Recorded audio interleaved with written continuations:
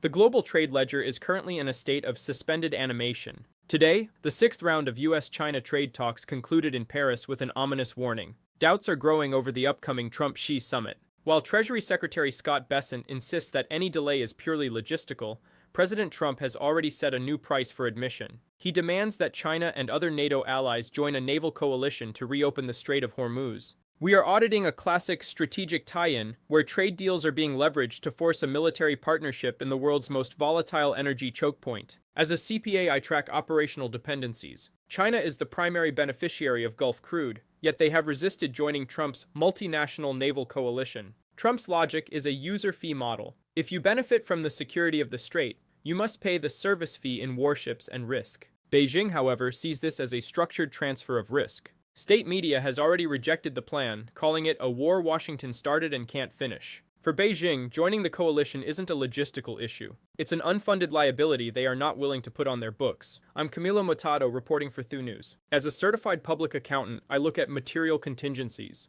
In any merger or high-level summit, if one party adds a last-minute requirement for the other to join a military operation, the logistics explanation is a creative accounting trick to avoid a market panic. Today, we are auditing the Trump-Xi ledger. We are looking at a deal where the assets, tariffs, agriculture, and fentanyl agreements are being held hostage by a liability, the Iran conflict. The market valuation of this tension is clear. Brent crude is trading at $103 a barrel this morning. This follows U.S. strikes on Iran's Kharg Island oil export hub, a move that has effectively liquidated Iran's primary revenue stream. As a professional, I audit the supply chain risk. While tanker congestion in Hormuz appears to be easing, the risk premium remains high because the naval coalition hasn't materialized. Trump is racing to reopen the choke point to avert a global energy shock, but his demand for China's help has created a diplomatic deficit. If China refuses to police the straits, Trump may use the summit delay as a penalty clause, withholding trade concessions until Beijing contributes to the security ledger.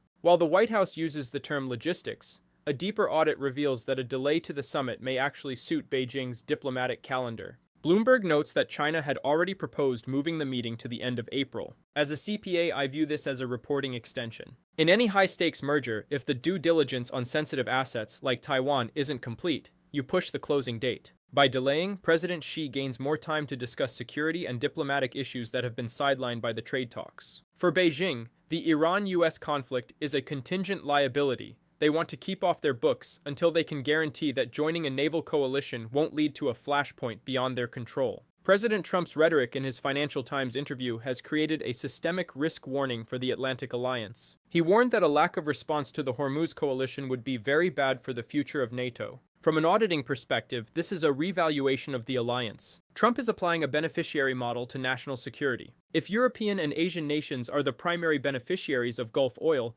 Trump is demanding they contribute to the security assets protecting that flow. If they refuse, he is essentially threatening a strategic write-off of U.S. commitment to NATO. This isn't just a trade talk, it's a total recalculation of global security costs. Despite Secretary Bessent's claim that markets should absolutely not react to a trip delay, Brent crude is trading at $103 a barrel. The market is performing its own independent audit, and it doesn't like the variance it sees. The strike on Kharg Island was a hard asset liquidation of Iran's export capacity. But without a confirmed naval coalition to police the strait, the risk premium is baked into every gallon of fuel. The market knows that leader-to-leader conversations are high-risk maneuvers. If the Trump-Xi summit is delayed because of a disagreement over policing the strait, the energy deficit will only grow, regardless of what the press secretary says about logistics. The final audit of March 16, 2026 shows a world where trade and war have merged. The Paris talks ended not with a handshake, but with a conditional clause. President Trump has linked the trade asset to the military liability of the Middle East. As a CPA, my verdict is that we are witnessing a high-stakes margin call. Trump is calling on China and NATO to pay up in warships or risk losing the trade concessions negotiated in Paris. Beijing is calculating the cost of participation versus the cost of a delay. In this environment,